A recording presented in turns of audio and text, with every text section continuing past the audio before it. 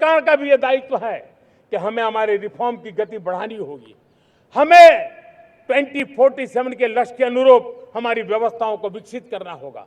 हमें बीते हुए काल के नीति नियमों से नहीं चल सकते, हमें आने वाले सपनों के हिसाब से नीति नियमों को गढ़ना होगा।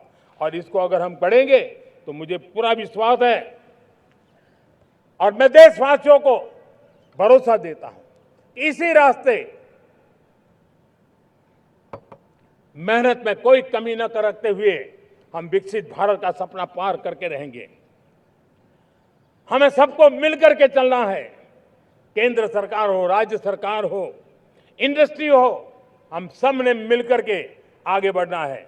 हमें रिफॉर्म्स करते रहना है, रिफॉर्म्स को आगे बढ़ाते रहना है। और मैंने पहले भी कहा था, हम रिफॉर्म कंपल्सन से नहीं, कन्विक्शन से कर रहे हैं, लक्ष्य को प्राप्त करने के लिए कर रहे हैं। मेरे प्यारे देशवासियों, जब मैं विकसित भारत की बात कर रहा हूं, देश को तेज गति से आगे बढ़ाने की बात कर रहा हूं, उसका सबसे बड़ा लाभार्थी कौन है?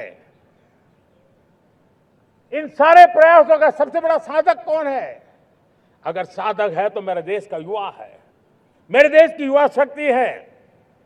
विकसित भारत की यात्रा में युवाओं की बहुत बड़ी भूमिका है। इतना ही नहीं, विकसित भारत का सबसे बड़ा लाभार्थी भी मेरे देश का युवा है। और इसलिए हमें विकसित भारत के लक्ष्य को युवाओं के साथ जोड़ करके आगे बढ़ाना है। युवाओं हमारी सर्वोच्च प्राथमिकता के साथ हमें आगे बढ़ना है। साथियों, पिछले 10-12 साल में उस दिशा में बहुत कुछ हुआ है। स्टार्टअप इंडिया अभियान, आज पूरे देश में 2.5 लाख से ज्यादा रजिस्टर्ड स्टार्टअप बन गए। देश के नौजवान खुद तो काम कर रहे हैं, अनेकों को रोजगार दे रहे हैं। 1 लाख करोड़ रुपया इनोवेशन फंड भारत सरकार ने घोषित किया है। मैं देश को, नौजवानों को कहना चाहता हूं, आप अपने सपनों को लेकर के आइए, संसाधनों की कमी नहीं रहने देंगे। 1 लाख करोड़ रुपया आपके दिल दिमाग को सामर्थ्य देने का एक व्यवस्था हमने कर दी है। रिसर्च के नए अवसर मिले, डिजिटल इंडिया के नए सस्ते डेटा, ये युवाओं को सशक्त किया। दुनिया में सस्ता डेटा कहीं है तो भारत की धरती पर है। और देश के नौजवानों को नई ताकत दी है। स्किल इंडिया हमने नेशनल प्रोग्राम बनाया है। स्पेस सेक्टर को हमने ओपन कर दिया। नेशनल ड्रोन पॉलिसी हमने बनाई है। खेलो इंडिया पॉलिसी बनाई है। 35 वर्षों तक एजुकेशन पॉलिसी नहीं थी, नई एजुकेशन पॉलिसी लेकर के आए हैं। और इसका फायदा मिडिल क्लास के परिवारों को हुआ है। साथियों, 2004 से 14 आंकड़ा मुझे देना चाहिए आपको। 2004 से 14 हमारे देश में 350 से भी कम यूनिवर्सिटी थी। और आज 10-12 साल के भीतर भीतर करीब 650 नई यूनिवर्सिटी जुड़ चुकी है। करीब 1000 का आंकड़ा हम पहुंच रहे हैं। 2014 के पहले मेडिकल की सिर्फ 400 सीटें हुआ करती थी। आज करीब 850 सीटें मेडिकल की हो रही है। इतना ही नहीं, अब विदेशी यूनिवर्सिटी भी भारत की धरती पर आ रही है। भारत के अंदर विदेशी यूनिवर्सिटी की डिग्री मेरे नौजवान को मिले, इसका प्रबंध भी हो चुका है। हमारे देश के युवा मन बचपन से ही टेक्नोलॉजी की तरफ आकर्षित हो, उस दिशा में हम काम कर रहे हैं। और इसलिए हमने करीब 10,000 से अधिक अटल टिंकरिंग लैब छोटे छोटे बच्चों के हवाले कर दी है, ताकि उनका इनोवेशन और टेक्नोलॉजी के अंदर उनका मन बने। 12 वर्ष युवा,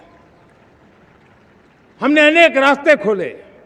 हम स्टार्टअप ओपन कर दिया। आपने देखा होगा, भारत के प्राइवेट स्टार्टअप 28 साल की एवरेज उम्र के बच्चों ने, नौजवानों ने दुनिया में पहले ही ट्रायल में अपना सैटेलाइट लॉन्च कर दिया और रॉकेट लॉन्च कर दिया। उन्होंने बहुत बड़ा काम कर दिया साथियों। आज करीब 2.5 लाख से ज्यादा रजिस्टर्ड स्टार्टअप है। हमने पिछले दिनों एआई इंपैक्ट समिट किया था। एआई का विस्तार बहुत तेजी से बढ़ रहा है।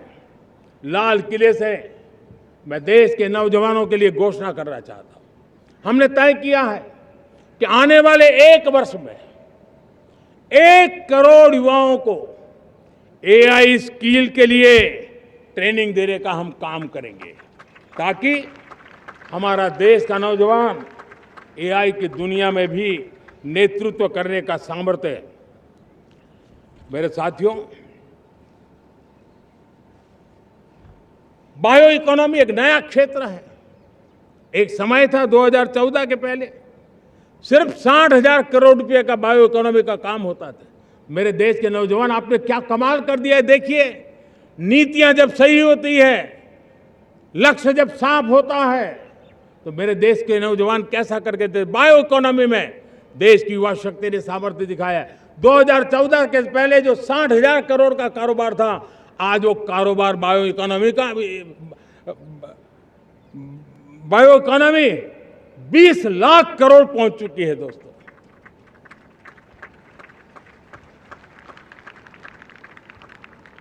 दो 2009-10 का कालखंड था, सिर्फ 25 लाख इलेक्ट्रिक व्हीकल हमारे देश में बिके थे। 1.5 लाख इलेक्ट्रिक व्हीकल बिके थे 2009-10 में। 1.5 लाख इलेक्ट्रिक व्हीकल। इस 25-26 में 25 लाख इलेक्ट्रिक व्हीकल बिके हैं। मेरे प्यारे देशवासियों, एविएशन सेक्टर भी मेरे नौजवानों के लिए बहुत तेजी से आगे बढ़ रहा है। नए एयरपोर्ट, नए रूट, नए नए रोजगार के अवसर बना रहे हैं। मेंटेनेंस, ओवरहॉलिंग, इसके भी कारण देश में बहुत बड़ी मात्रा में स्किल मैन पावर को काम मिल रहा है। मेड इन इंडिया हवाई जहाज बनाने की दिशा में हमने सफलता पाई है। Made in India defence transport aircraft C295 already अपनी उड़ान भर चुका है, सफल उड़ान भर चुका है। ये देश के नौजवानों के लिए, मेरे साथियों, ड्रोन ने भी बहुत बड़ा काम किया है। स्वामित्व योजना, गांव में ड्रोन से स्वामित्व योजना सफल हो रही है। करीब 3.25 करोड़ परिवारों को स्वामित्व योजना का लाभ मिला है और इसके कारण 140 लाख करोड़ रुपए जैसी संपत्ति अनलॉक हुई है, जिसके कारण बैंक से लोन मिल सकता है, लोग अपना कारोबार कर सकते हैं। मेरे प्यारे देशवासियों, हमारे मध्यम वर्गीय परिवारों के सामने एक बहुत बड़ा बोझ बन चुका है कोचिंग क्लासेस की स्पर्धा। हर माँ बाप को लग रहा है कि कोचिंग क्लास में बच्चे को नहीं भेजा तो हम प्रतिष्ठित परिवार नहीं है। इन गरीब और मिडिल क्लास परिवारों की हम चिंता करते हुए हजारों करोड़ रुपए का उनका खर्च है वो भी बचे, बेटे भी अपने आसपास रह सके, उनकी देखभाल हो सके, परिवार पर आर्थिक बोझ ना आए। और इसलिए हमने युवाओं के लिए विभिन्न परीक्षाओं की फ्री ऑनलाइन कोचिंग हमने करने का निर्णय किया है। डिजिटल पब्लिक इंफ्रास्ट्रक्चर है, हमारे पास उत्तम टैलेंट है, टीचर्स हैं, उन संसाधनों को जोड़ करके हम देश के नौजवानों को फ्री कोचिंग देने का एक पूरा नेटवर्क हम खड़ा करने वाले हैं। मेरे प्यारे देशवासियों, मैं हमेशा कहता आया हूं, जो खेले वो खिले। जब मैं खेले वो खिले की बात कर रहा हूं, तब मेरे प्यारे देशवासियों, आज भारत खेल की दुनिया में अपनी जगह बना रहा है। अब खेल के पोडियम में भारत का राष्ट्रगीत सुनाई देता है, भारत का राष्ट्रगान सुनाई देता है, भारत का तिरंगा झंडा लहराता दिखाई नजर आ रहा है। टॉप्स योजना ने बहुत बड़ी सफलता पाई है। खेलो India games, university games, winter games, beach games, sports infrastructure, sports के लिए कोचिंग, स्पोर्ट्स मेडिसिन, स्पोर्ट्स के लिए न्यूट्रिशन, इन सारे विषयों में भारत अब महारत करने की दिशा में आगे बढ़ रहा है। नौजवानों के लिए पूरा नया क्षेत्र, खिलाड़ी न बन सके तो उसकी सपोर्ट सिस्टम में भी बहुत बड़ा क्षेत्र खुल रहा है। स्पोर्ट्स की दुनिया में भारत का प्रदर्शन बेहतर होता रहा है और हम 2036 में ओलंपिक के मजबूत दावेदार बनकर के आगे बढ़ रहे हैं और 2030 में कॉमनवेल्थ गेम्स का को भारत होस्ट करने वाला है। और मेरे साथियों, दुनिया में जो ओलंपिक की खेल होते हैं, करीब 40 प्रकार के गेम होते हैं और करीब 350 साढ़े 350 स्पर्धाएं होती हैं ओलंपिक में। और आपको जानकर के दुख होगा मेरे देशवासियों, मेरे नौजवानों, मैं आपको चुनौती देता हूं, मैं आह्वान करता हूं, मैं आपकी मदद चाहता हूं। 350 जितने स्पर्धाओं में भारत 2/3 खेलों में कहीं होता ही नहीं, हमारी मौजूदगी नहीं होती, हम क्वालिफाई नहीं होते हैं। हमने तय किया है कि 2036 में जो ओलंपिक होगा, हम चाहते हैं कि वो भारत में हो, लेकिन 2036 में जिन विधाओं में आज भारत खेलता नहीं है, जिन विधाओं में भारत क्वालिफाई नहीं करता है, जिन स्पर्धाओं में भारत ने छोड़ के रखा है, 3/4 हिस्सा हमारे इंतजार कर रहा है। भारत उस पर बल देगा और इसके लिए हम टैलेंट हंट का एक अभियान भी चलाना चाहते हैं। हमें अगर 2036 के लिए खिलाड़ी चाहिए तो आज जो 5 साल, 10 साल, 15 साल की उम्र के नौजवान हैं, बेटे हैं, उनके तरफ ध्यान देना होगा, उन बेटियों पर ध्यान देना होगा। और इसलिए 5 से 15 उम्र के बच्चों में खेल प्रतिभा ढूंढने के लिए गांव-गांव, शहर-शहर, स्कूल-स्कूल एक टैलेंट हंट का अभियान चलाया जाएगा।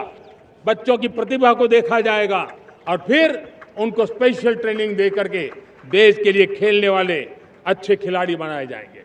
मेरे प्यारे युवा, देश के सामने, देश के नौजवानों के सामने नशा एक बहुत बड़ा संकट बनता जा रहा है। नशा मुक्त भारत ये हम सबका सामूहिक दायित्व होना चाहिए। हमारे उज्जवल भविष्य के लिए हमारी युवा पीढ़ी मजबूत हो, हमारा युवा सामर्थ्य हमारे देश के लिए काम आए, इसलिए नशा मुक्त भारत। पिछले दिनों माय भारत के वॉलंटियर्स ने, देश के एनजीओज ने, देश के सामाजिक सांस्कृतिक संगठनों ने, देश के आध्यात्मिक पुरुषों ने मिलकर के नशा मुक्त भारत का 100 सप्ताह का एक कार्यक्रम तय किया है। 100 सप्ताह तक एक अभियान चलने वाला है। मैं हर परिवार को कहना चाहता हूं कि आप भी इस अभियान का हिस्सा बने, आप इसके साथ जुड़िए और देश के नशा मुक्त भारत के सपने को पूरा करने के लिए आप आगे आइए। मेरे प्यारे देशवासियों, 21वीं सदी में दशकों पुरानी जो चुनौतियां हैं, उन चुनौतियों को खत्म करना बहुत अनिवार्य है। ये नक्सलवाद ने धरती को लहूलुहान कर दिया था। 2014 में आपने जब हमें मौका दिया, उसी दिन हमने संकल्प लिया था कि हम देश को नक्सलवाद से मुक्त करेंगे। और आज मुझे खुशी है कि नक्सली माओवादी हिंसा आखिरी सांस भी शायद रहने की अब तो ताकत नहीं रही है। पूरी तरह उसे खत्म करने की दिशा में जहां पर कभी नक्सलवादियों की गोलियां चलती थी, जहां पर कभी धरती रक्त रंजित रहा करती थी, आज उसी नक्सल क्षेत्रों में, उसी इलाकों में नक्सल मुक्त होने के कारण विकास, विश्वास और प्रयास का तिरंगा लहरा रहा है।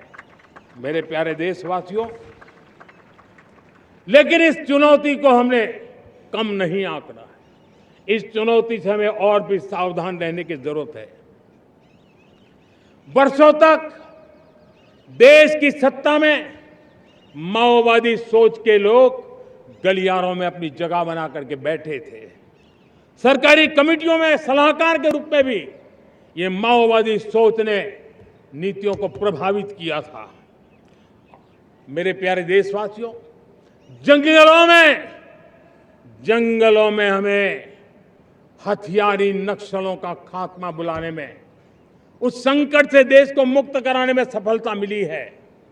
लेकिन हथियारी नक्सल तो गए, लेकिन दिमागी नक्सल, ये दिमागी नक्सल मौके की तलाश में है हिंसा अराजकता के वो रास्ते खोज रहे हैं, समाज को गलत राह पर घसीटने के लिए भांति भांति के दांव कर रहे हैं। इन दिमागी नक्सलियों को पहचानना होगा, इन दिमागी नक्सलियों को आइसोलेट करना होगा और राष्ट्र को विकसित राष्ट्र बनाने की मुख्य धारा की ओर देश की युवा पीढ़ी को जोड़ना होगा। मेरे प्यारे देशवासियों, सुरक्षित भारत बनाना हम सबका दायित्व है। चुनौती सीमा के भीतर हो या सरहद से बाहर, भारत हर परिस्थिति के लिए तैयार है। आज युद्ध का नेचर बदल रहा है। अब युद्ध सीमा पर ही होता है, गारंटी नहीं है। आज युद्ध सीमा के अंदर, कहीं रिफाइनरी पे जाकर के, कहीं बैंकिंग सेक्टर को जाकर के, कहीं डेटा सेंटर को जाकर के, एक प्रकार से लड़ाई का नया रूप, इंफ्रास्ट्रक्चर तोड़े जा रहे हैं, फैक्ट्रियां तोड़ी जा रही है। हमने मिशन सुदर्शन चक्र की पिछले सालों घोषणा की थी, बहुत तेजी से उस पर काम चल रहा है। आज डिफेंस एक्सपोर्ट हमारा करीब 50 गुना बढ़ा है। करीब 100 देशों में हमारे अस्त्र शस्त्र पहुंच रहे हैं। वैश्विक पटल पर भारत की प्रतिष्ठा धीरे धीरे बढ़ रही है। बदलते हुए समय में अस्त्र शस्त्र की तरफ काम करना है, सैन्य बलों का सामर्थ्य बढ़ाना है, लेकिन साथ साथ नागरिकों को भी तैयार करना होगा। पिछली शताब्दी के युद्धों के अनुरूप जो सिविल डिफेंस की व्यवस्थाएं हमारे देश में विकसित हुई है, वो कालबाह्य हो चुकी है। और इसलिए मैं आज लाल किले से घोषणा कर रहा हूं कि हम आने वाले दिनों में सिविल डिफेंस का एक वाइब्रेंट नेटवर्क खड़ा करेंगे। आधुनिक व्यवस्थाओं से उनको परिचित कराएंगे। आधुनिक संकटों से नागरिकों को रक्षा करने की क्या व्यवस्था हो सकती है, एक बहुत बड़ा वॉलेंटरी फोर्स सिविल डिफेंस का आधुनिक चुनौतियों को पार करने वाला हम बनाने वाले हैं। मेरे प्यारे देशवासियों, राष्ट्र के निर्माण में आज हमारी बहनों बेटियों का योगदान हम सब के लिए बहुत बड़ा प्रेरणा का कारण बना हुआ है। फाइटर जेट हो या सिविल एविएशन, हमारी बेटियां सबसे आगे दिखाई दे रही है। खेलकूद का मैदान हो, हमारी बेटियां आगे दिखाई दे रही है। स्टेम एजुकेशन में भर्ती होने की प्रक्रिया हो, सबसे ज्यादा हमारी बेटियां आगे दिख रही है। आज सेना में भी एनडीए से जो बच्चियां निकली हैं, वो बड़े रौब के साथ देश की सेना का नेतृत्व करने का सामर्थ्य दिखाने लगी है। मेरी बेटियों की ताकत कैसी है। मैं पिछले दिनों साणंद में एक सेमीकंडक्टर प्लांट में गया, वहां आदिवासी बेटियां, देश के अलग अलग कोने से आई हुई बेटियां काम कर रही थी। वो उस गांव से आई थी जिन्होंने पासपोर्ट क्या होता है पता तक नहीं था। वो बेटियां विदेशों में गई, ट्रेनिंग लेकर के आई और आज चिप निर्माण का काम कर रही है और बड़े कॉन्फिडेंस, मैं जो उनका कॉन्फिडेंस देखा, मैं सचमुच में बहुत प्रभावित हुआ था। आज 3 करोड़ बहनों को हमने लखपति दीदी बनाने का लक्ष्य तय किया था, उसको पार कर लिया। अब हम 6 करोड़ लखपति दीदी बनाने के लक्ष्य को लेकर के आगे बढ़ रहे हैं। 3 करोड़ नई लखपति दीदी बनना मतलब ग्रामीण अर्थव्यवस्था में बहुत बड़ा बदलाव मातृशक्ति के द्वारा आने वाला है। मेरे प्यारे देशवासियों, आज पंचायतों में, नगर पालिका में, महानगर पालिका में बहुत बड़ी मात्रा में हमारी महिलाएं जनप्रतिनिधि बनकर के देश का मार्गदर्शन कर रही है, समस्याओं का समाधान कर रही है, बहुत ही सक्षम नेतृत्व दे रही है। और इसी को ध्यान में रखते हुए हमने पार्लियामेंट में नारी शक्ति वंदन अधिनियम पारित किया था, लेकिन किसी न किसी कारण से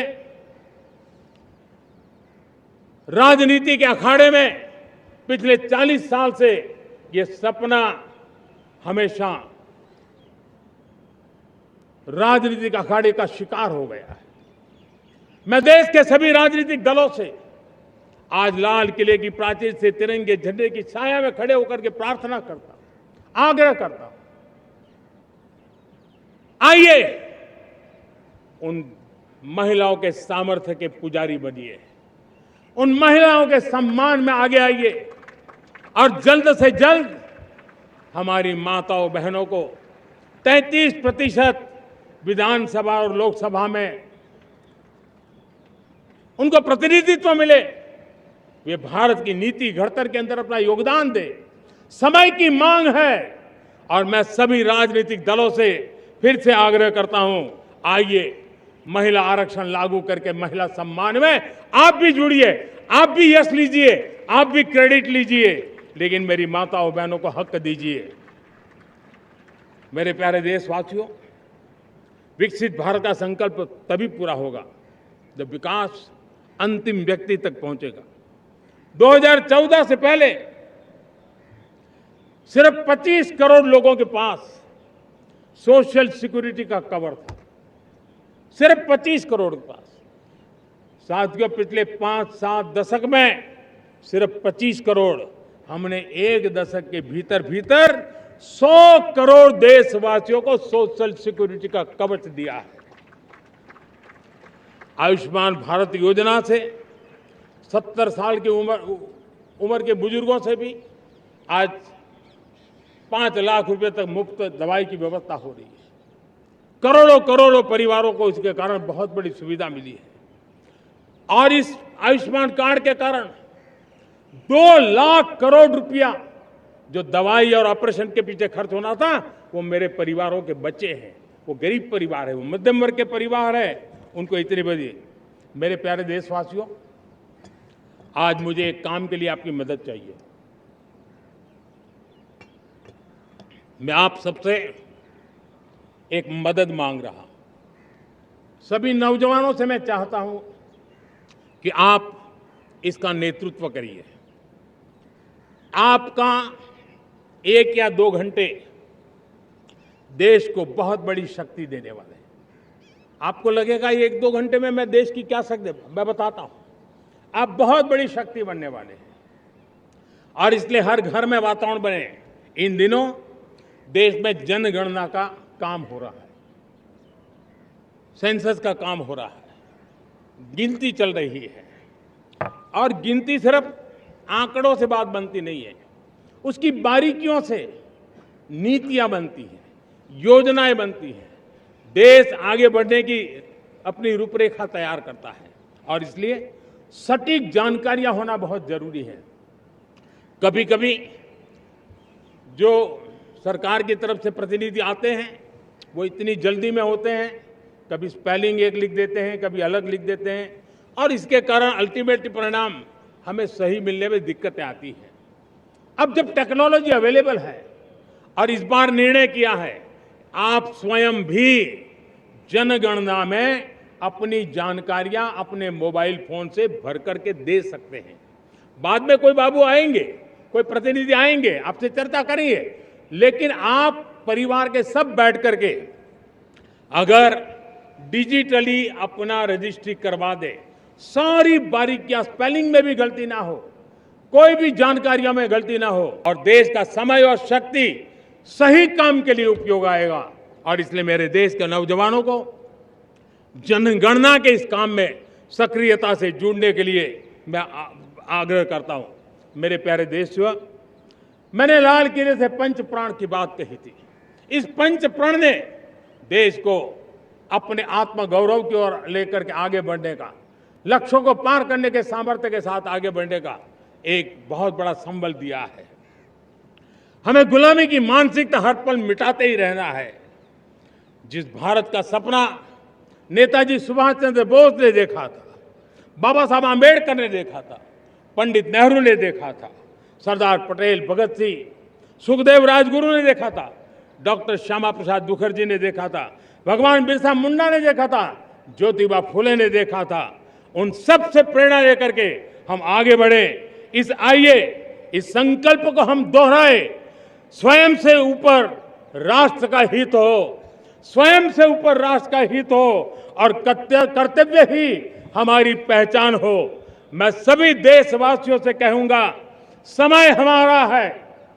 मैं सभी देशवासियों से कहूंगा, समय हमारा है, अवसर हमारा है, संकल्प हमारा है। आइए सपनों को संकल्प बनाए, संकल्प को सामर्थ्य बनाए और सामर्थ्य को सफलता में बदल के रहें। आइए हर कदम को विकास का कदम बनाएं, कदम से कदम मिलाएं, मन से मन मिलाए, लक्ष्य से जुड़े रहे, एक दीप से जले दीप हजारों। आओ मिलकर विकसित भारत बनाएं। इसी एक भावना के साथ इस मंगल पर्व पर आप सबको अनेक अनेक शुभकामनाएं।